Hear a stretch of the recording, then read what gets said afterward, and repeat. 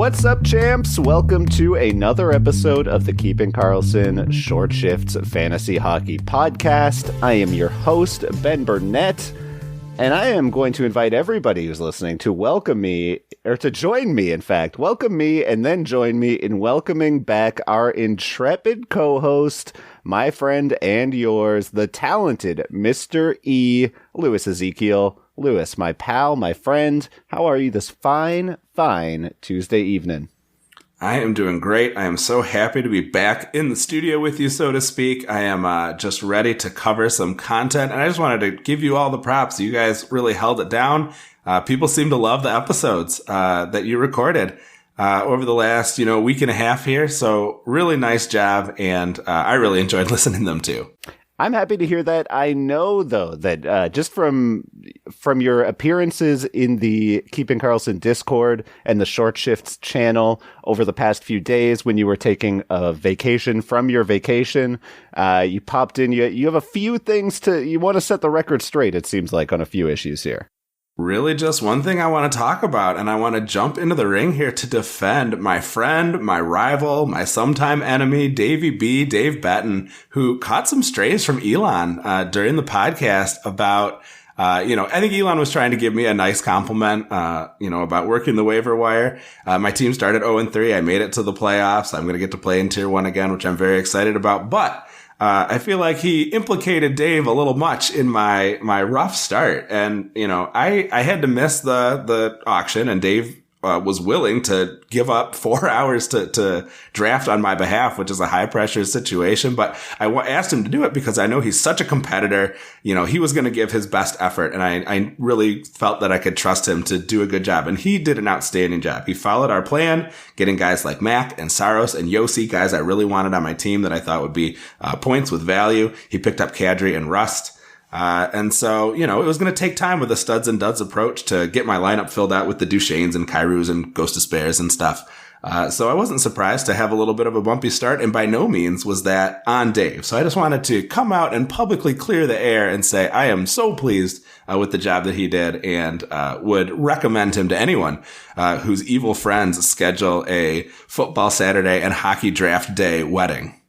See, I think that the issue with this, Lewis, is that you're mending fences when what we need to be doing is we need to be starting beef right now. I don't think that you should be trying to make up stand up for Dave. I think we should actually be going out of our way to create tension and drama, because it's the end of the season. Those who are listening still, shouts out to you guys, but we need to give them the goods. We need to bring the heat. So I'll say this. Screw you, cousin Dave. You did terrible, and if you did better, maybe Lewis would be winning the championship next week. Got to throw that bloody red meat out there for the fans to gobble up, huh? Exactly. Lewis, let's get into the show, though. We have talked enough about Cupful and our teams. Instead, let's talk about the latest news off the presses. I almost said off the waiver wire and into our hearts. Instead, it's coming off the presses. Announced a short time ago, Jack Hughes is out for the season. The Devils have shut down their franchise player with a low-grade MCL sprain. Lord knows, I would assume that if they were making the playoffs, he might be looking for a return in the next few weeks. But instead, because the team is long out of the playoff race, they're shutting down Hughes. He will finish the season with 26 goals, 30 assists for 56 points in 49 games. And that is a 93-point pace for the 20-year-old Jack Hughes, I want to say, maybe 21. But Lewis, I think the main thing is looking ahead now. As we look ahead to next year, this is a 90-plus point pace 20-year-old. Where should Jack Hughes be going in drafts next year? I don't know. As the only Hughes who did not go to Michigan, I really have no patience or attention for Jack Hughes. No, I'm kidding. I think that he at least on a per game basis, he really had the kind of breakout that we were hoping to see this season. Really nice to see him put together that 93-point pace. I think you are right to be a little bit concerned about his potential Band-Aid boy status. This is a guy who has missed a lot of time to injury. We hope that does not become kind of a permanent part of him, his career, at least as a fantasy asset. I think he's maybe like a round 2 kind of guy. I think that's where I would be happy to draft him. Especially, until maybe we see him play through a couple seasons and survive kind of the wear and tear, that it puts on one's body. But yeah, I'm thinking maybe like a second round talent here. What are you thinking? Yeah, I think that's pretty much exactly right. Just because of, at least he made it through last year, played all 56 games, but certainly seeing him take 2 lower body injuries this year it just makes you question. Maybe he's just still maybe a growing boy at the ripe old age of 20. So maybe he just needs to fill out that frame a little bit, come in with a little bit of weight on him. And maybe he can survive an 82 game season. And maybe next year we see him challenge that 100 point pace mark. This is something I said to Elon last week, but it does seem as though there are going to be more players. It seems like there are more goals being scored, more players putting up, 100 point paces and things like that. And it wouldn't shock me at all if scoring stayed high that Jack Hughes were to hit that mark next year. Yeah, definitely. And in terms of ripple effect, obviously this has, I'd say the biggest negative effect would be for Igor Sharangovich. And I was having some whiplash because I was getting ready to say this is bad for him. And then he scored a goal from his third line slot. And now he's injured and not back on the ice after a fight. So it's just back and forth with that guy. But, obviously it's not good for anyone on the Devils. And especially obviously very unfortunate for anyone holding Jack Hughes into their fantasy playoffs. So we very much feel for you. Sorry about that. Let's jump right over to another 100-point player who's injured, and that's baby David Pastrnak out tonight and missed Monday's game. It's funny, I said baby David Pastrnak because my initials are next to this topic. My initials being BB. But now, just thinking about little baby Davey. Pastrnak left the Bruins last game with the injury and is out Tuesday night. He has been gelling, playing real well with Hall and Haula. Eric Haula in particular has been amazing down the stretch. I think he has 10 points in his last 8 or something wild like that. Probably have to fade them, though. And Haula in particular, who seems to be, I would guess, he's on a hot streak, so it's like, yeah, he could put up some points tonight, and this could sound silly, but it's hard to trust Haula without the Pastrnak element of that second line in Boston. Yeah, and we really saw him elevate Hall as well. I think, just like the Hughes injury, I think this is one that hurts the team overall. It's bad for just about everyone down the lineup, goalies included. We did see Jake DeBrusk at least get some run on the top line. Obviously, that's not directly related to the Pastrnak injury, but the last couple games, that's where he's found himself. So maybe an improved spot for him generally. But yeah, I think, that's not great for the whole roster down. Not a whole lot to say about that other than get well soon, baby pasta. And if you're having trouble with all the BBs, wait until you have a BB section with Brock Besser coming up. So here was something that I saw that was kind of interesting coming up in our news here, and maybe something that could have some, benefits for folks down that stretch run. Carey Price, been practicing in Montreal. Coach Martin St. Louis saying all the right things about his progress. We don't know when exactly he's going to get in, but it certainly sounds from Jake Allen that the idea is to get Price some games and sort of see where he's at before the season wraps up. Allen played tonight, Tuesday, and the remaining Montreal games this week include the Devils and Toronto. And then they have a nice setup next week with Winnipeg, Columbus, the Islanders, and Washington. Those first 3 games are Monday, Wednesday, Friday, which could be a good streaming opportunity for teams that already have 2 to 3 goalies. I'm looking at this as maybe a good opportunity in leagues like the Cupful that give value to volume, because the Habs are giving up the fourth most shots per game in the league. So even if his rates aren't great, and certainly the last time we saw him, he ended the season with a .901 save percentage. So not, the kind of rates you're really hoping to see, but I feel like this is going to be a guy who's quite motivated. The team is playing better. Maybe this could be a good opportunity for a guy to, potentially put in some games that could turn some championship matches even. So let me ask you, how bullish would you be on a Carey Price return? I'm not saying you should sell the farm for this guy, but maybe if you were perhaps a Jordan Binnington owner, Binnington really, performing as poorly as he has for much of the season here, would you be willing to drop Binnington, who seems likely to lose significant starts to Husso moving forward, for a guy like Carey Price? Would you be willing to take that risk? I mean, Lewis, what month of the season are we in here? Because the Husso-Binnington war seems to be long over. I feel like anybody who was counting on Jordan Binnington from October to January has already been forced to cut bait, probably eliminated from their fantasy playoffs at this point. I'm not particularly interested in Price other than as a spot start, being that he's on a terrible team. We haven't seen him play in a year. If he was to be coming back 2 months ago, I think he would be interesting because you could see him with the time that's left. If he hits a roll, he could end up getting the lion's share of starts. But it really seems to me like kind of what we were talking about with Tuukka Rask earlier this season, where it's like, all right, so Tuukka Rask obviously has been an incredible goaltender at points of his career, but has also been a player who is going to get half of the starts probably moving forward. And therefore there's a massive cap on his upside. But worse than Tuukka, because Tuukka's on a cup contending team. We're talking about Carey Price, who is on a cup losing team. That got way worse since he last hit the ice. So, yeah, I'm not particularly excited about Price. If I've had him in my IR for months and he's a convenient guy to pop in a roster spot, like to fill a game or something, that's neat, but definitely not getting my hopes up or staking any sort of hope to the Carey Price return.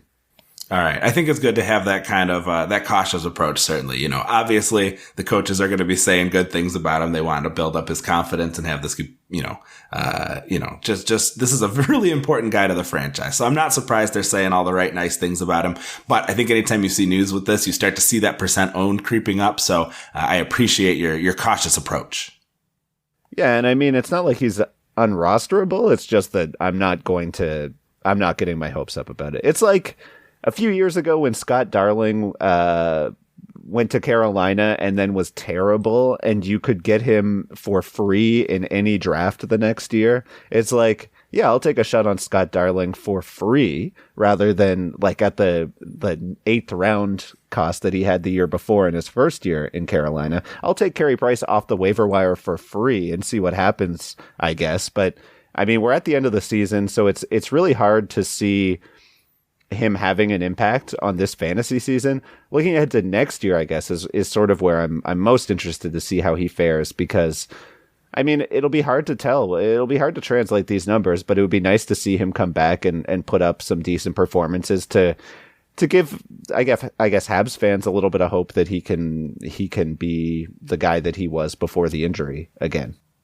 Coming up, we have a couple of conversations about some bees in Colorado and Vancouver. You're listening to Short Shifts. This episode of Keeping Karlsson is brought to you in part by our friends over at HelloFresh. That's right, HelloFresh, that company where they send you boxes of ingredients and instructions, and you're able to just turn them into these amazing meals. My wife Dina and I have been using it forever. Amazing results. We just had this tortellini today, which was delicious. And here is actually my wife Dina to tell you about how much she's enjoyed using HelloFresh. Okay, hi guys. Here's the thing about HelloFresh that you may not realize. So Elon is, you might think like, oh, Elon is the best. He's probably good at everything because he's like slaying all his hockey podcasts and pools and whatnot. Tier 1 of the cupful, yeah. Yeah, all of the above.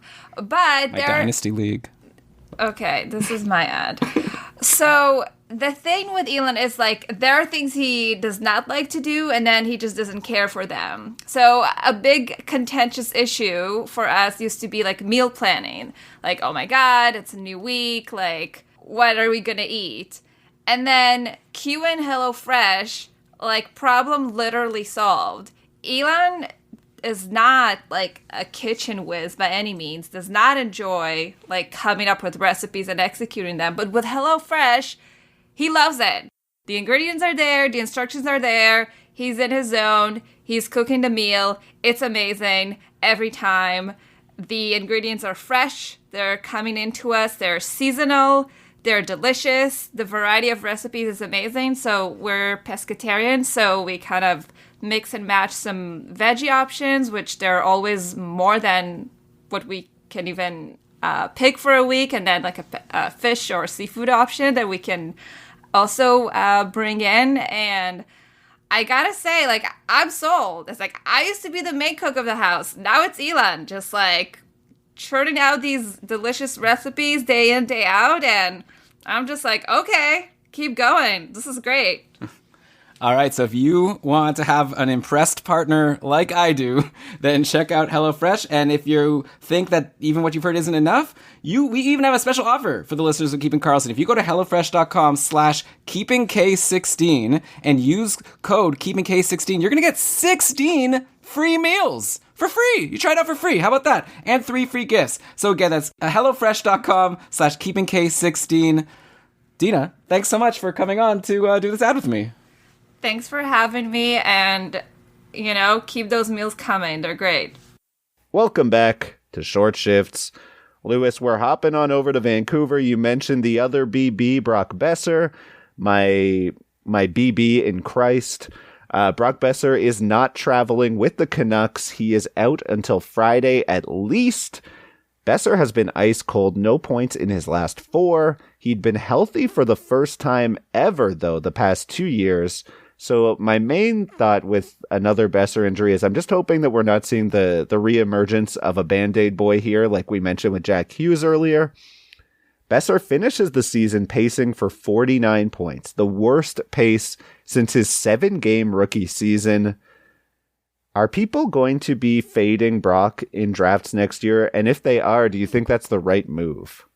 I think that he is a decent chance to bounce back. I think that, thinking about next year, just with so many unexpected sort of results that we had this season, I think it's going to be really interesting, as you sort of mentioned before, seeing who are the risers and who are the fallers. I feel like Besser could be a guy that you can now get along with a whole pile of other kind of whodats towards the middle of your draft, who could provide a bunch of value if he can recapture his scoring touch and spend some time, up in that good deployment in Vancouver. So I think people will be fading him, and I understand that impulse. And I think that, you should certainly not be reaching for him just because it seems like a bounce back is a possibility or even a likelihood, but just sort of keeping an eye on grabbing him in a spot where you think that he can provide you some value compared to who else is available at that point in your draft, I think could be a really interesting strategy, just in the same way that I think players who overperformed, like Yossi and Saros, for instance, are probably going to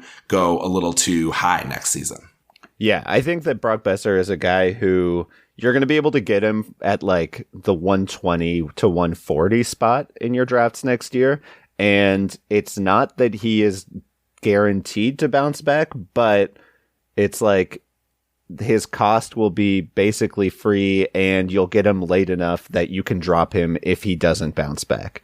Obviously, it'll be key to look at the lineups and see how things are shaking out. But even until this injury, as he's gone ice cold, he's still playing with Pettersson. He's still getting, top line minutes. So as long as the deployment is there, he's going to be skating with some really talented players. And it's really hard for me to see Brock Besser putting up another stinker or another season as stinky as this one.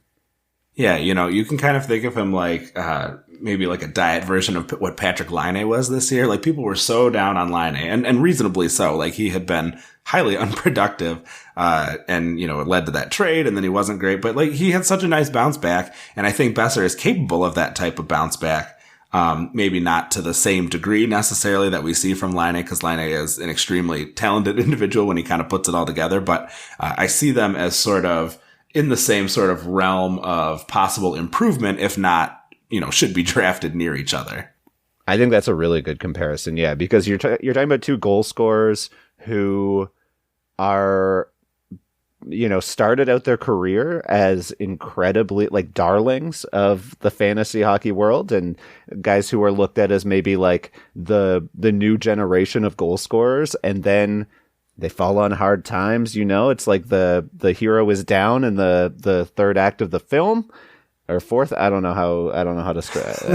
I'm not a Hollywood guy. It's a low part of the arc for sure. Yeah, now he's ready to return. And hey, Brock Besser, he's got those Hollywood locks too. So maybe this is an even more prescient comparison than I expected. Lewis, let's hop over to Colorado next. We have a couple of players we need to talk about. In particular, I'm excited to talk about Andre Burakovsky, a player who is now on the top line in Colorado following an injury to Valeri Nichushkin, who may be back tonight, but it looks as though Burakovsky will keep that spot on line one where he played in Colorado's last game. This has been since the Kadri and Landeskog injuries. The Avs down basically half of their top six at this point. But in the last game, Burakovsky played 20 minutes with Rantanen and McKinnon, had 4 shots on goal, popped an assist. I think it's worth mentioning this player because he's 44% rostered and may still be streamable in some competitive leagues. I would be looking for the guy playing even strength and power play with Nathan McKinnon. I don't know about you. Yeah, absolutely. I think 44% is kind of a crazy number. I think it maybe speaks to the number of leagues that are still kind of, sort of tailing off as the season ends and teams kind of checking out. But yeah, 44% is too low. If you can get a guy taking that wing spot with 2 elite talents, like Rantanen and McKinnon, I think you've got to pull that trigger. So yeah, if he's hanging around in your league, grab this guy. This was somebody that we really liked for stretches in Washington and has obviously had flat, some solid production here too. So no reason not to grab someone with this kind of primo deploymento. And then continuing the Colorado talk, we have a couple of defensemen who look to be back soon for the Avalanche. Bowen Byram returning tonight, I believe, and Sam Girard back soon. Byram had a quick stop in the AHL where he got a conditioning stint in following the concussions that he had earlier in the season that sort of messed up his sophomore season. I guess looking ahead at this point, right? Because it's unlikely that we see Byram or Girard as guys who need to be rostered off the waiver wire. You sort of mentioned this when we were talking about Burakovsky, where it's like, we're at the end of the year and yeah, it might just be general disinterest, but also too, it's like in most leagues, there are only 4 teams that are still playing for something. So the waiver wire, though it's not necessarily deeper, there are fewer people competing for those streamer spots, and Byram or Girard, they do seem to be a bit of a challenge to add with their current deployment. But looking ahead, these are 2 guys who have incredible offensive pedigrees. They have the chops. We've seen Colorado is the type of offense that is able to have more than one solid fantasy producing defenseman. Do we think that Girard and Byram are draftable next year, or are these guys who, it's going to be watch list time once again next year? Or is there kind of a situation in which you could see them finding fantasy relevance by draft time? So I think that's a really interesting question. First off, and I know we sound a bit like a broken record here, but really glad to see Byram back. I feel like he's our little baby chick who needs to be protected. We're all very concerned little about BB. making sure that little BB stays healthy. We just don't, he has such potential, and it would be, really a shame for him to be another one of those players that concussions robs him of that opportunity. So want to get that out of the way first. Obviously, when we were talking about, Colorado defensemen, we spent a lot of time thinking about, Byram's he's a great talent, but he does have this huge Cale Makar shaped impediment to his deployment standing in his way. And now really we got to talk about Devon Toews as well. As of, I think he surpassed 50 points, or he's over 50 points now, in tonight's game. He really has been a steal for Colorado, and I think he does throw up another potential impasse. I think it's probably fine for Byram's development that he's not being thrust into a position where, he needs to be super productive right away and he can take time to develop his game. But I think in the short term, I would be looking at Toews and Girard and Byram. I keep doing that. Sorry.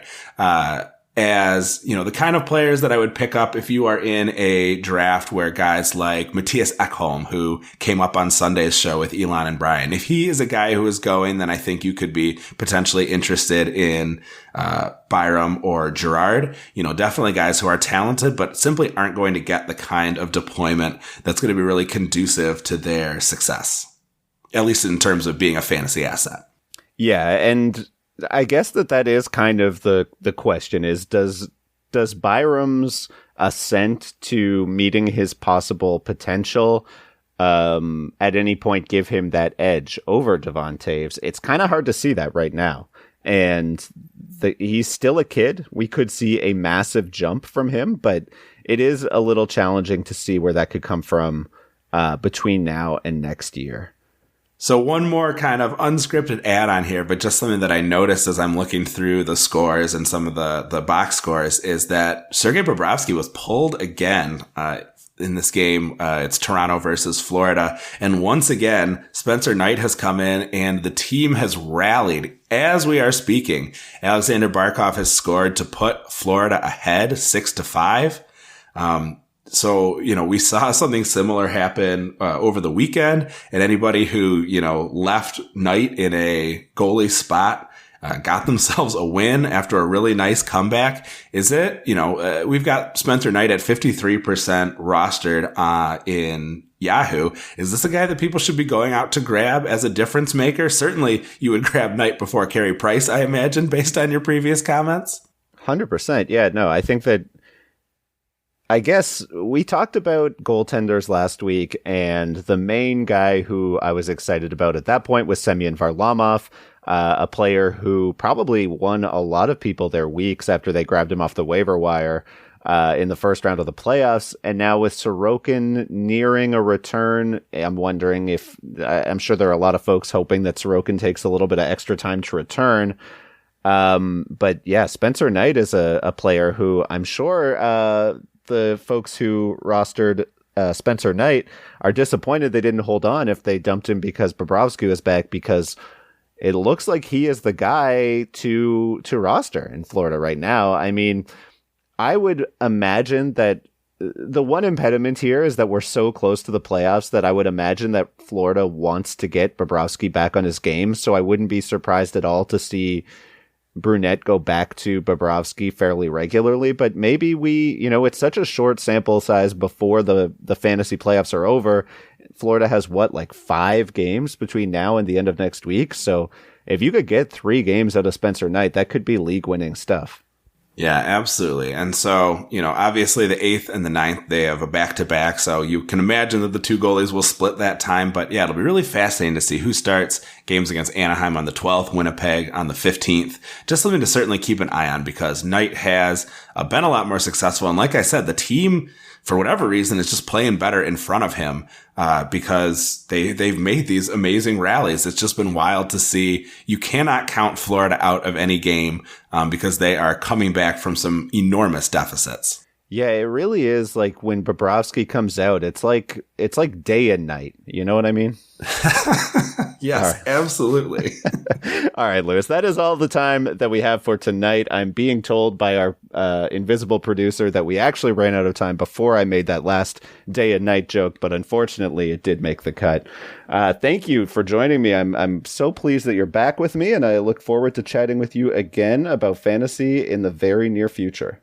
A total pleasure. It's been super fun getting to chat just like the old days of 2 weeks ago. So, good luck to everybody who are still in their matches. Thank you so much for listening to us, even if it is late in your season. Hopefully, we've been pretty forward thinking, I think, with some of our pickups today. So, stuff that'll help you down the line too. Even if, like me, you have been eliminated from most of the serious leagues that you are competing in. And if you are still going, all the best. I hope we can help you be successful there. Please give us a follow on Twitter at ShortShiftsKK. Back from vacation, back in action there. So we'll get a little more activity going for you. Would love to answer some of your questions. Brian and Elon can be found at Keeping Carlson. Dave Batten, my friend, my rival of the Stream Scheme at NHL Stream Scheme. Check out GameDayTweets.com, the new website that looks so good and has all of the tweets from @GameDayLines, @GameDayGoalies, and @GameDayNews. Our intro and outro music was created by Pat Roach, and until we see you next time, play smart and keep your shifts short.